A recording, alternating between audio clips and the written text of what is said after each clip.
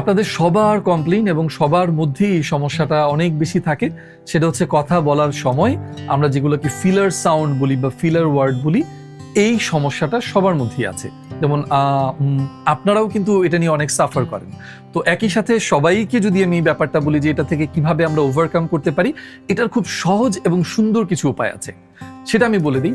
সবার প্রথম যে বিষয়টা আমাদেরকে মাথায় নিতে হবে সেটা হচ্ছে আমরা কথা বলার সময় যেটা করি খুবই অবচেতন ভাবে, আমাদের খুব একদম চিন্তায় আমরা এটা আনি না বা আমরা নিজের কাছেও কখনো স্বীকার করি না, কিন্তু কথা বলার সময় আমাদের মধ্যে এক ধরনের অস্থিরতা কাজ করে, তাড়াহুড়ো কাজ করে যে এটা আমাকে তাড়াতাড়ি বলে ফেলতে হবে।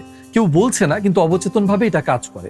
আর আজকাল সোশ্যাল মিডিয়াতে আমরা দেখবেন হড়বড় করে কমেন্টও করার চেষ্টা করি, এরপরে টাইপও হয় এবং উল্টো পাল্টা অনেক কিছু ভুল জায়গায় বলেও ফেলি।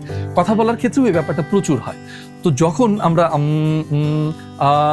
এগুলো করছি, এটা কমানোর সবচেয়ে প্রথম এবং প্রধানতম উপায় হচ্ছে পজ, যেটা আমরা ভুল জায়গায় হয়তো ভুলভাবে ব্যবহার করি। এটা সারানোর জন্য বা এটা ঠিক করানোর জন্য পজ আমাদের অন্যতম বড় একটা বন্ধু বা মাধ্যম হতে পারে। সেটার জন্য আপনাকে কি করতে হবে, আপনি যে কথাটা যখন যাকে বলতে চাইছেন সে কথাটা বলার সময় আপনি মাঝে মাঝে পজ দিন, থেমে থেমে বলার চেষ্টা করুন। শুনতে অ্যাবনর্মাল লাগছে, কিন্তু এটা যখন আপনি আস্তে আস্তে চর্চা করতে থাকবেন, একটা সময় গিয়ে এই যে পজগুলো, এগুলোর সময়সীমা কমে আসবে।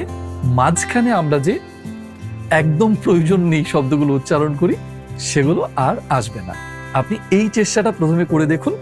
যখনই মনে হবে যে আপনি হড়বড় করে কোনো কিছু বলছেন, তাড়াহুড়া করছেন, তখন চেষ্টা করবেন আমি ধীরে সুস্থে ভেবে চিনতে একটা কথা বলবো। এর মাঝখানে তখন এই ধরনের ফিলার ওয়ার্ড, ফিলার সাউন্ড আসবে না। আশা করি এটা খুবই কার্যকরী হবে আপনাদের জন্য।